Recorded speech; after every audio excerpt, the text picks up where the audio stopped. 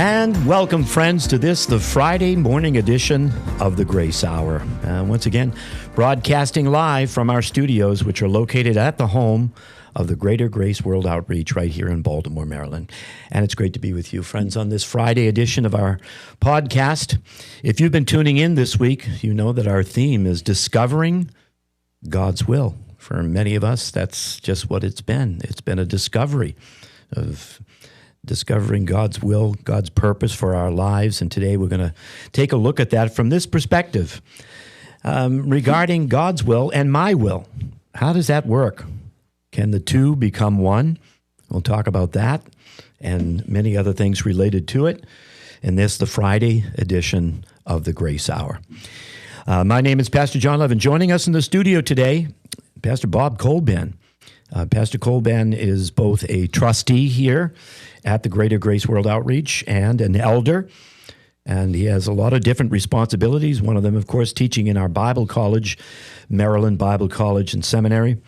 Well, he's been a part of this ministry for many, many years, and this is his very first time on the Grace Hour. That's right.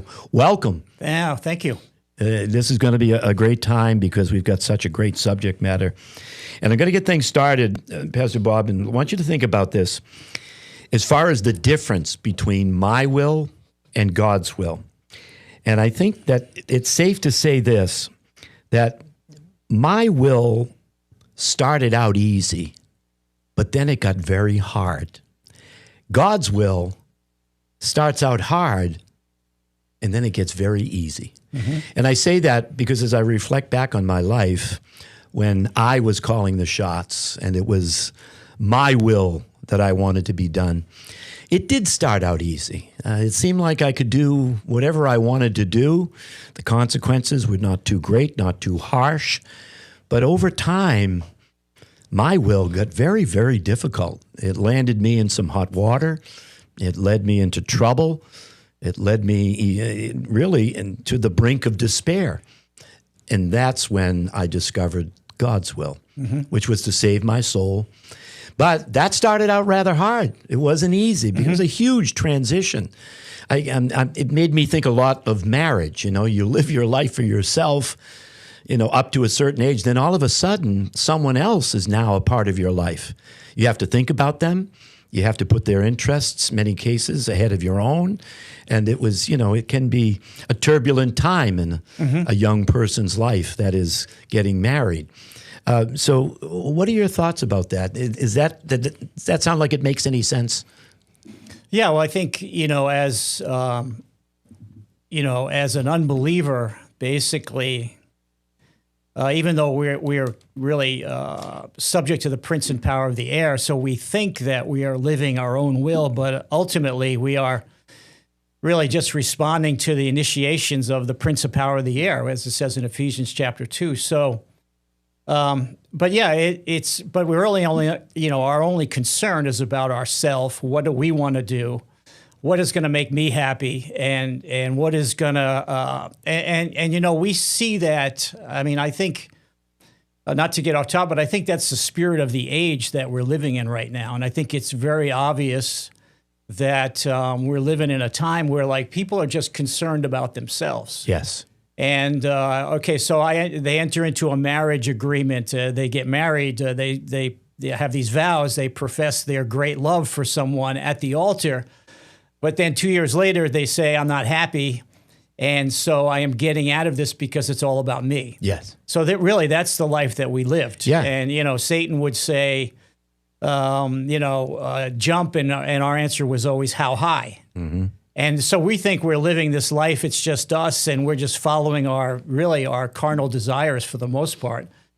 And then all of a sudden, like you said, our life is totally interrupted, and in a good way. Mm-hmm. And but then all of a sudden, it's not just about us anymore. And now, the will of God is something that we desire. Yeah.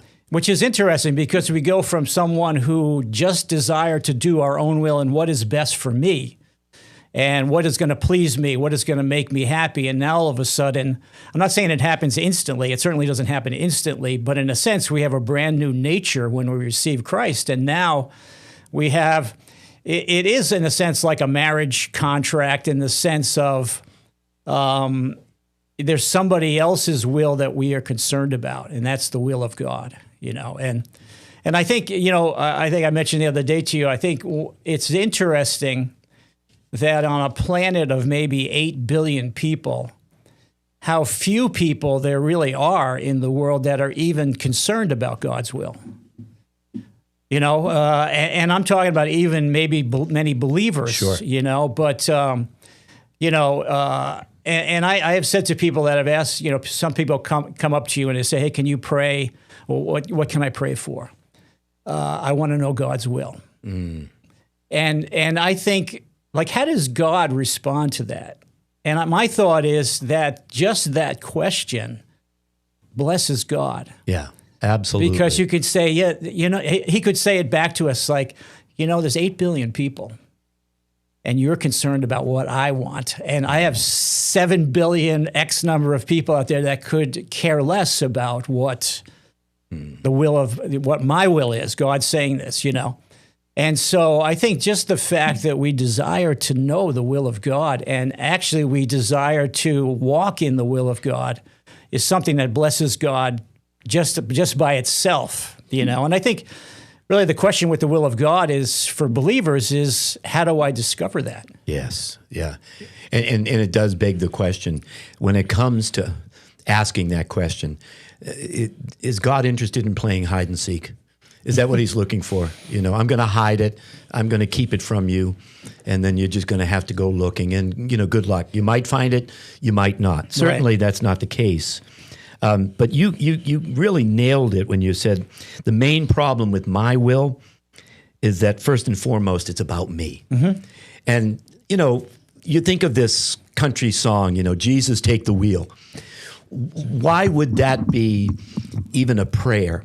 Because as long as we're behind the wheel of our wills, so to speak, we're capable of wrapping ourselves around a telephone pole. Oh, absolutely. And I'm so grateful that God allowed that to happen in our lives, where we got to a place where we said, you know what?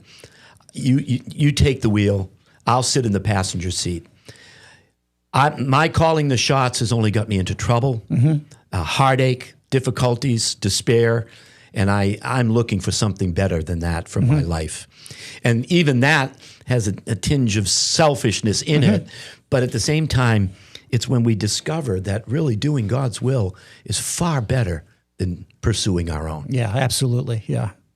I think, I know for yourself, for me, it's maybe 49 years, 48 years of following Christ out of my 73 years.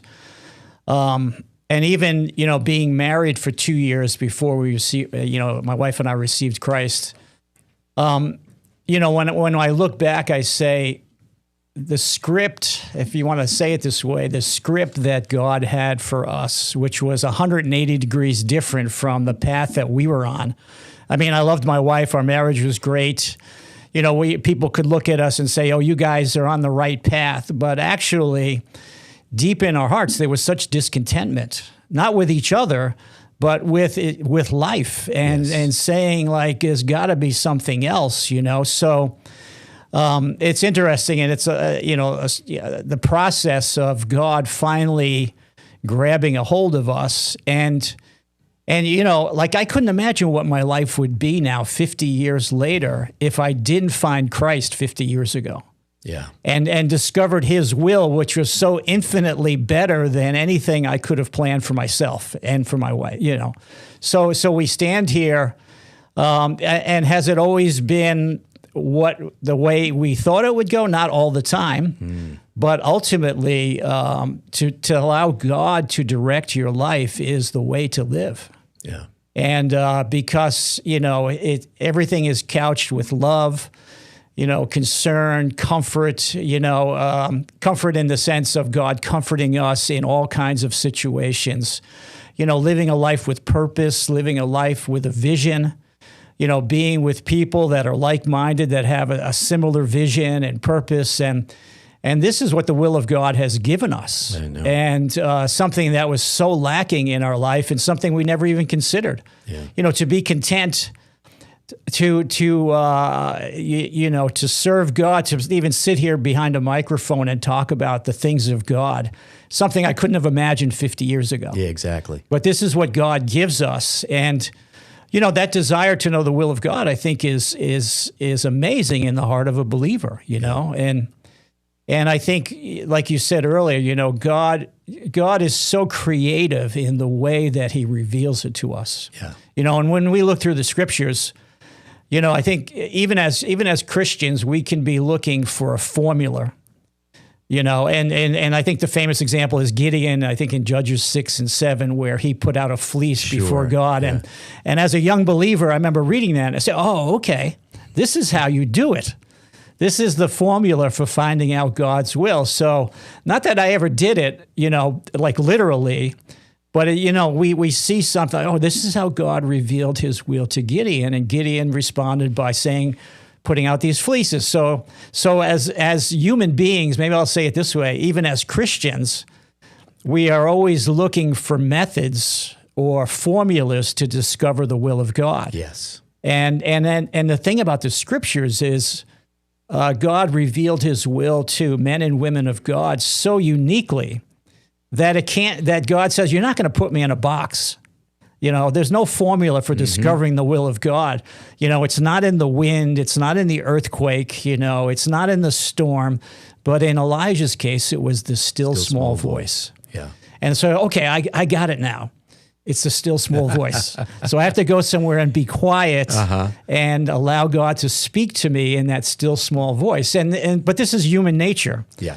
How can I repeat this? Yeah. I often think of Jesus healing blind people, doing it a little differently each way. That's right. And I picture maybe a scribe or one of his disciples trying to write down, okay, this is how people receive their sight. Yes. This is what Jesus did. He spit and he writes it down and says, okay, I got this. But then the next time he does it a little differently, and I could picture the guy, scribbling over okay, no, it's this way, And that's the mystery of the will of God, It's something we desire, and God reveals it to us in so many different ways, I mean, did you ever imagine yourself, you come from upstate New York. I, myself, you grew up Actually, outside the city area is where I was born, you're Brooklyn. in the city? But you did move up to upstate. We received Christ when we moved upstate. Yeah, exactly. Yeah. And, of course, it's beautiful up there. It's a beautiful part of the country. And where I lived, outside of Boston, was beautiful. The shore. Did you ever imagine yourself being in Baltimore, Maryland? That's my point. Absolutely not. Yeah.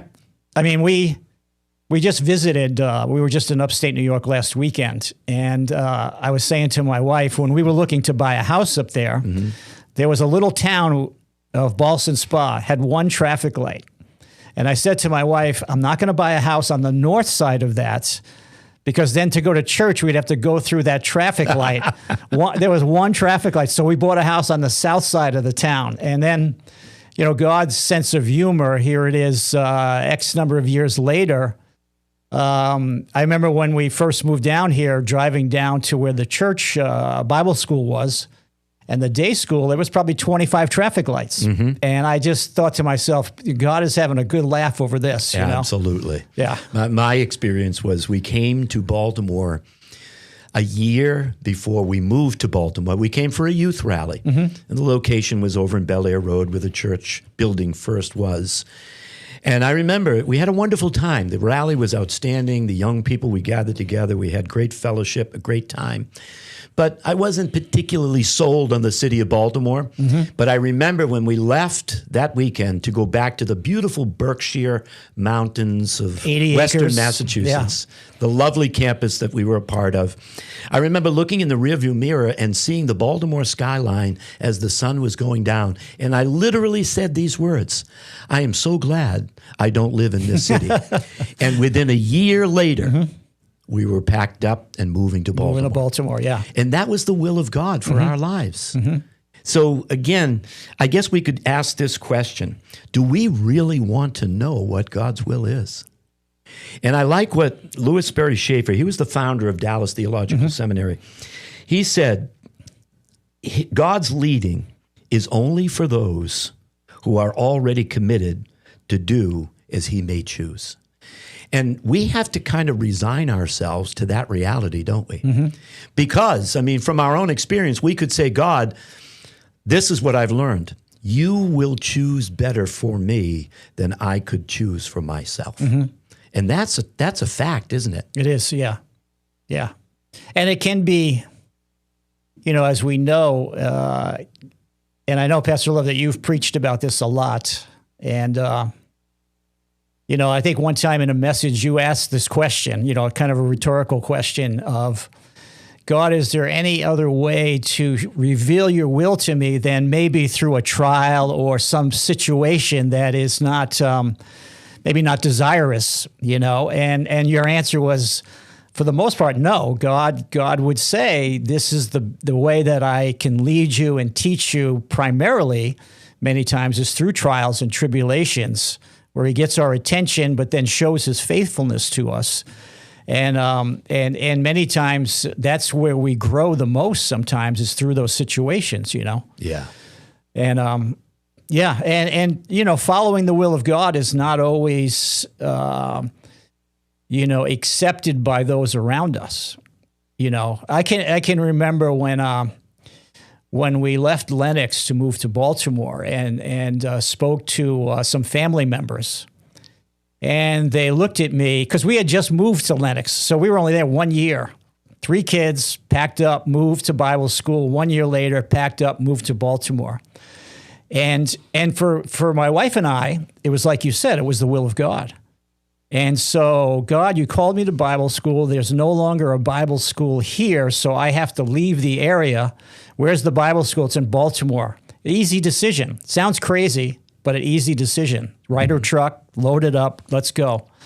Family members thought I was totally out of my mind, and even said to my face, you're an unfit father for moving your family around. And I said, I am moving my family around according to the will of God. Like, what could be greater? In my mind, and I don't mean like I was great. I mean, like, to follow God's will, like, what a beautiful thing. Now, if I was following God's will to get a better job in another city and move my family for jobs or for a career advancement, I would have been applauded. But when I said I am moving my family for the will of God, this is what God has called us to, I was called an unfit father. Wow. And I said, and so this is, sometimes when we follow the will of God, we are out there on a limb. And in the orbit that we live in here in the church, it's like, I'm quitting my job and I'm moving to France to go on the mission field. Like in the church, it's like, oh, praise God, that's awesome. We're praying for you. That's a great decision. We'll support you with whatever we can do. And then outside the church, it's all these contrary voices saying, what do you mean you're quitting your job? To go on the mission field? What do you mean you're quitting your job and going to Bible school? What do you mean you're quitting your job and you're going to move to another city? What do you could just go on and on and on with that, And so the will of God is interesting, because sometimes God puts us out there. We know, and maybe our family knows because we've communicated to them what the will of God is. And like-minded people will support us in that. But then there's this whole host of people that, are important in your life, family members, friends, et cetera, that look at you like you lost your mind. Yep, sure. My mother said to me one time, when I told her we were moving to Baltimore, I love my mother. She was like a great supporter. But she looked at me and she said, you just became normal and now you're moving again. And I totally understood what she meant by that, because Sure. in her mind, normal was settling down and buying a house, and nothing wrong with that stuff at all. I mean, I own a house and I understand that. But to do these kind of things for the will of God is not something that's applauded by the world. No, that's and right. that's where, when God really confirms something in our heart, in a sense, it's easy for us to run with that. Mm-hmm. And people, well, how do you know it's the will of God? You know it's the will of God. Yeah. And that's a whole other discussion, really. But so this is the life of a believer. Yeah. Where many times we're stepping out on a limb very secure limb because God is with us on that limb, but other people will be judging us based on different criteria. Yeah. And so we have to have that conviction in our hearts. Yeah. Yeah. And God's will is not, it's not always the mystery that we may think it is. It's something that, it's almost like we just seek God. We're asking for direction and guidance in our lives. We're not trusting in ourselves. It's that Proverbs 3, 5, and 6 principle, trusting God with all of our hearts, not leaning to our own understanding. And again, our own understanding what might bring us in a completely different direction that God wants to lead us in. So we have to abandon that. But I like, for instance, when Abraham knew that he had to separate himself from his nephew Lot. We're not just talking about one man separating from another man, but their whole clans. There could have been as many as hundreds of people with Abraham, hundreds of people with Lot. But the friction became so great, and we read about it in the book of Genesis, that they had to part ways. I think Abraham's attitude was better that we leave each other's presence physically before we get to a place where we become separate in our hearts toward each other. Yeah. And they did that. And Abraham, who really was the older and should have made the first choice, gave that to Lot and said, if you go to the left, I'll go to the right. You go to the right, I'll go to the left. And we know what Lot did. He chose the well-watered plains of the Jordan.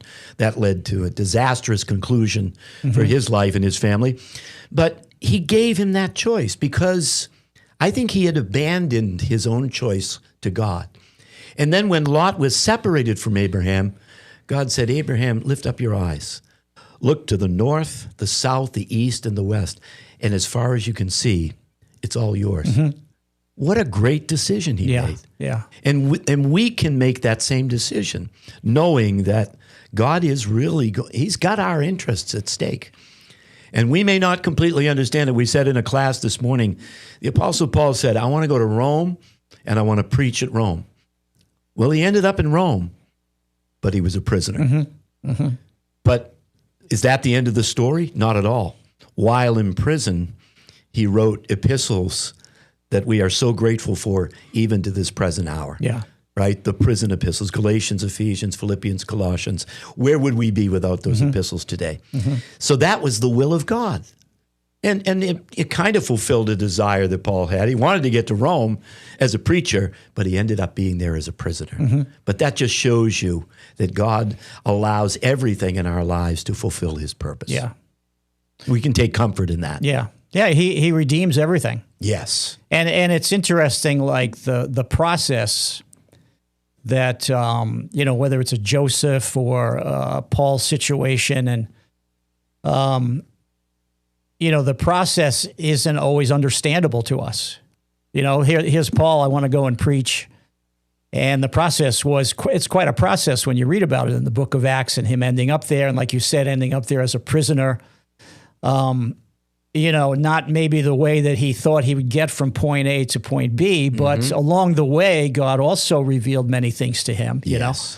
And in Joseph, we see the same thing. If God would have said, Joseph, you're going to become Pharaoh's right-hand man and save your family, before he got thrown into the pit and before his family abandoned him, he would have understood it to some degree. Still, it was not a pleasant experience, but ultimately, it's the same thing. God's will was fulfilled. Joseph was used by God to save his family and save a nation, really, at that point. And as he said, that which you meant to evil, God meant for good. Like God had, this was all the plan. Yes. And but sometimes sometimes, Pastor Love, it's interesting. What if God told Joseph, this is what's going to happen to you? And you'll be put in prison, and you'll be falsely accused by a woman and who tried to attack you. You fled. She's going to accuse you. They're not going to believe you. You're going to be forgotten about in prison. You make sure you remind them. Tell them that I'm here. All these things. What would Joe? We would say, oh, okay, I know this, therefore it's okay. I don't think so. I don't know. I might say, "Here am I. Send someone else, Lord."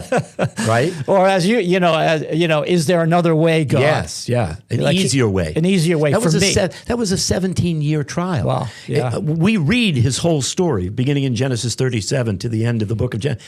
We can read it in 45 minutes. Mm-hmm. We can say, "What's the big deal?" But what if God said to you, "That's going to be a 17-year-long trial"? Mm-hmm.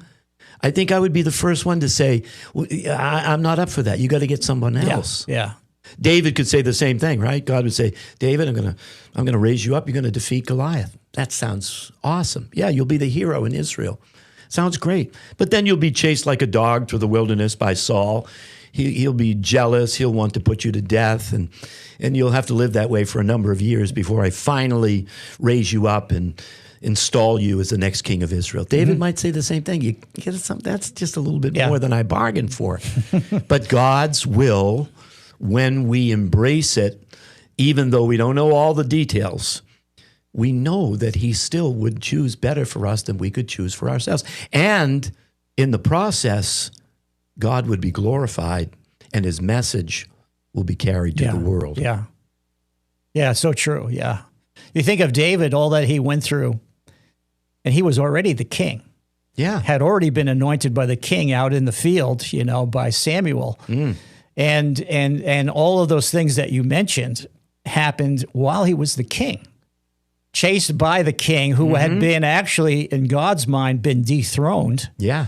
Yes, actually it said that God removed the spirit from him, and David was used to comfort him. But here is David, like, wow, I'm the king, and I'm hiding in this cave, and I'm the king, and God, is it really true? And it took years before he was able to actually, rule as king. And even in the first 7 or 8 years, 7 years, I think, of his actually ruling as king was only over part of Israel. Right. Until all of Israel recognized him as king. Yeah.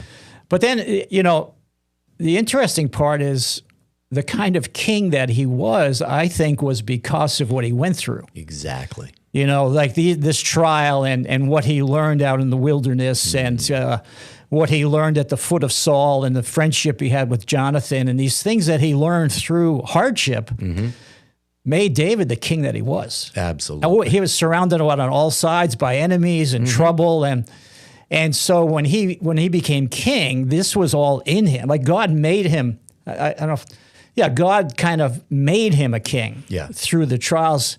And it's interesting because his son, Solomon, who was kind of birthed into being a king and had peace on all around him, ended up, at the end of his life just going off the rails, 600 wives and so on and so forth that removed his heart from God. Yeah. So we think of David, these trials where he would have said, well, I'm the king, like I shouldn't be going through, And God says, no, I am forming you into the king that you're going to represent me. And what he did in what he handed over to Solomon was, peace on all sides. Yeah. And so all those trials in the will of God produced a man who is still recognized in Israel as the greatest king. Yeah. Yeah, and will rule with Christ when he establishes his kingdom on the earth. The guy who's, being chased all around the country. Yeah.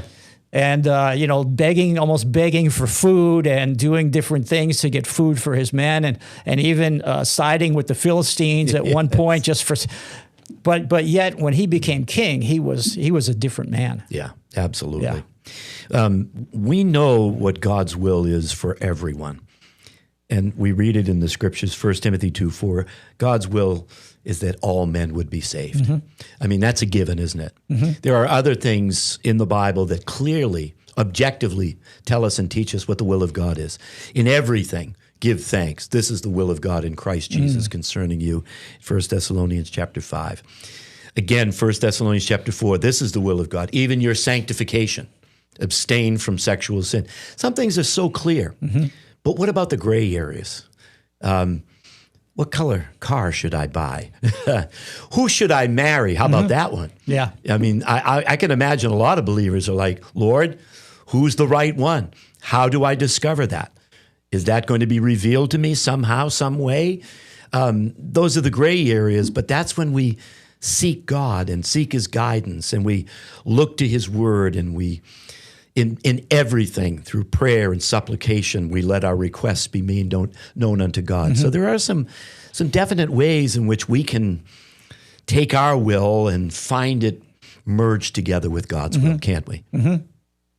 Yeah, and I think that's I would say for most believers that's their biggest concern.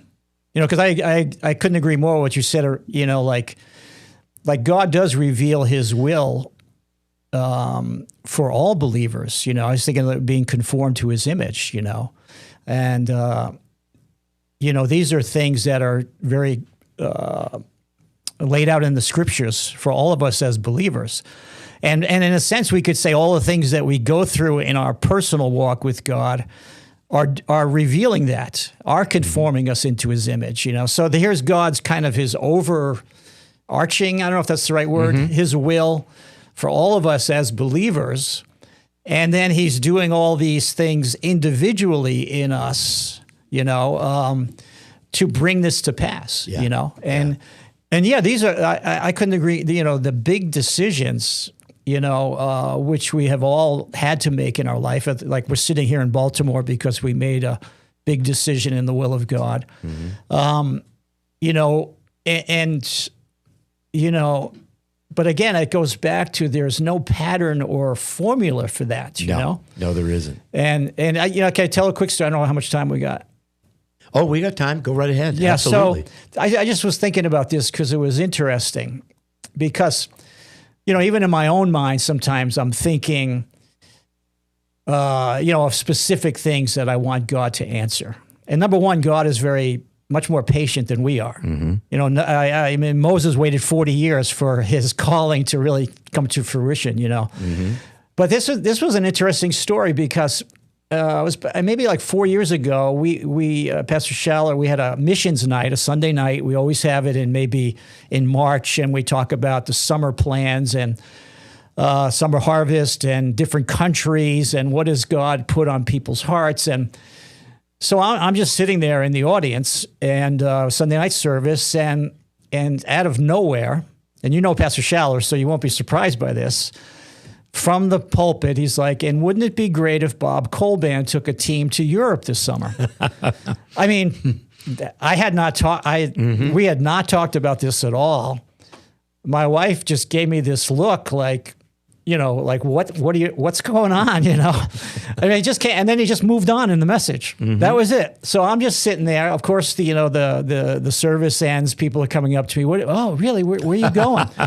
And I didn't know that. Even my family, my wife, I didn't know that. And I said, I don't know anything about this. This is I don't know what he's talking about.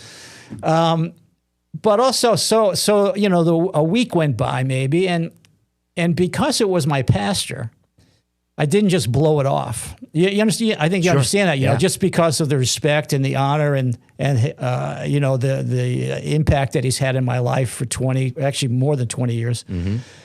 So I'm sitting at home and not praying, but just kind of thinking. And I said, well, if I took a team to Europe, where would I go? Just kind of responding to it wasn't, again, he didn't talk to me afterwards about it. So that was just a question in my mind, where would I go? And we had just had Isabel Palmieri over the house, and she's from France, and her daughter and son-in-law had just moved to Toulouse, France, a country that my wife and I had lived in for a while in France years before that. They had just moved there with their family of 4 to plant a church in Toulouse. So I remember thinking, well, I think of all the places, I would probably go to Toulouse because it's a brand new church plant, and what better place to go and bring a team on summer harvest? So this is just in my mind, really, I can't say that God said, in a sense, strongly. So, I just said to my wife, and I prayed about it, and I called the pastor there. I just said, I'm just curious, would it be okay if we came with maybe a team or my wife and I? And he goes, oh man, we have been praying for this. Wow.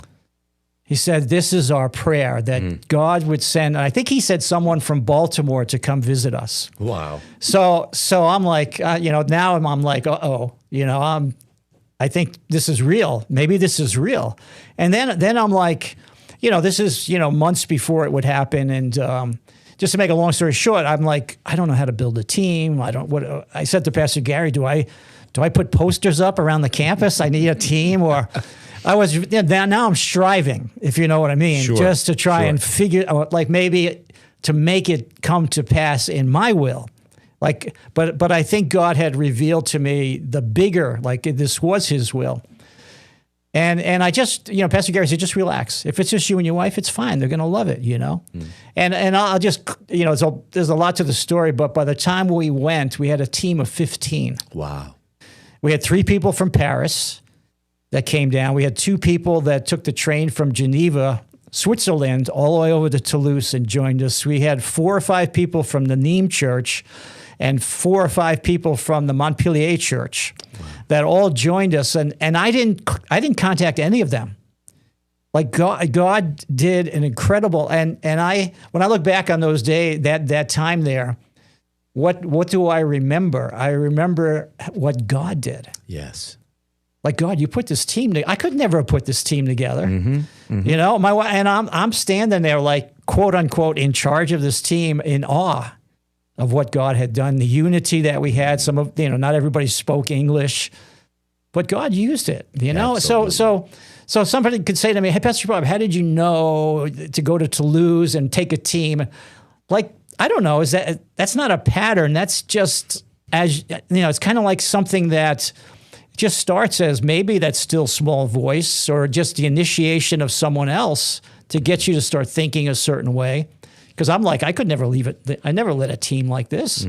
I'm not qualified. Sure. And God says, well, no, actually, you don't really have to be qualified. That's right. You just have to be available. That's right. And I'll put together a team like, that'll be, unified, one, just, have the same vision. I'll draw them and put them together for you, really, because God. So like, when I look back on that, I say this is how God can reveal His will to us. That's right. It's not, it wasn't a burning bush. It wasn't a Macedonian man in a vision. It wasn't. It was just maybe following these little initiations of God, and all of a sudden you find yourself on the other side of the world.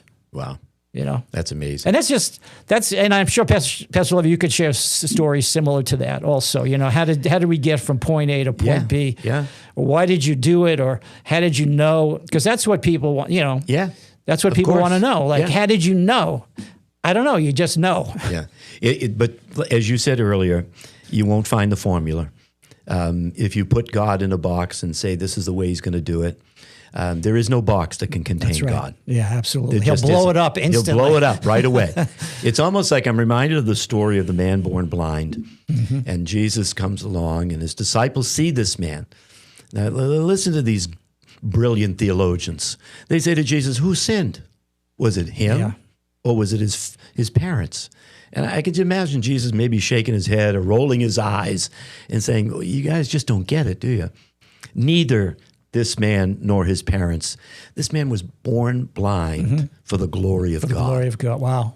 I mean, that's just, who thinks that? It just is a reminder to us that our ways are not God's ways. Our thoughts are nothing like God's thoughts. And God will use anything and everything and everyone and circumstances to bring about His will in our lives. Just a suggestion from Pastor Schaller from the pulpit about you leading a team to Europe. Again, you could have shut that door in your mind and said, not going to happen, never done it, never will. But you were just available. And you said, as you said, God doesn't call the equipped, He equips the called. Yeah, that's a and good you way were of saying it. called. You were moved by the Spirit of God to do that, and the results were amazing. Yeah. That's how God sometimes operates, doesn't He? Yeah, and I think it's, many times the will is, I even said this to my wife this morning, like coming here, and I said, this is not in my comfort zone. There you go. And I said, I said to her, but that's why I'm doing it. Amen. Because we as human beings, we're human beings. We are subject to the same, influences as everybody is. We're not immune from. And we get in a comfort zone, and even in our Christianity, we can get very comfortable. And I'll do A, B, and C, but don't ask me to do D, E, and F. Because it's outside of, this is what I do in my Christianity. And, and God is not going to allow, because that's the same box. That's also putting God now it's a Christian box, maybe you could say, And God says, I'm not going to allow that because in expanding your capacity or in expanding into an area that you're not comfortable in, that's where you grow. That's it. Otherwise we will be the same exact Christian. Hopefully the way I'm saying it sounds right. We would be the same as when we got saved. We have this comfort. We have our Christian comfort zone. Before that, we had our carnal comfort zone, maybe, And God says, I got so much more for you. That's right. Just try, step out on that limb, and I'm on that limb with you. So. Well, we're glad that we brought you out of your comfort zone, and we've made you uncomfortable here in the Grace Hour today. Yes. And in fact, what we'd like to do is make you more uncomfortable and have you back in the Grace Hour again. So there's more discomfort coming your way, Pastor Bob. No, it's been waves, right? Yeah. The wonderful part of today's Grace Hour podcast is that, God's will can become our will. And it's not like he's going to just dismiss us and get us out of the way. It's wonderful when the Spirit of God, because the grace of God has made such an impact on our lives, that we say, you know what? Your will is better than my will. What you have planned for me is better than I could ever plan for myself. Yeah. And through prayer, through seeking wise counsel, through understanding the Word of God, through even a podcast like the one we're having today, can help people discover that my will can be God's will. Yeah, absolutely. And it can work out and through our lives. Yeah. That's great. Well, thanks so much for joining us today. No, it was great. Thanks for having me. And I enjoyed it. Yeah, it was great. Good. And hopefully it's edifying to those who tune in and listen. And it was great. Well, then we'll just go on record and invite you to come back and join us next Friday for another Grace Hour podcast. How does that sound? If you're available. Yes, I think I'm available, but I will let you know for sure. Yeah. Absolutely. Thank you. Thank you. Thanks, Pastor Bob. And thank you, friends, for tuning in and joining us today. We really appreciate it. We want to remind you that next week we have a brand new week of broadcasts coming your way, so we hope you'll stay tuned and join us. We hope you have a great weekend. Make sure you get out to church and stay built up in the most holy faith. Until next Monday, may God bless you.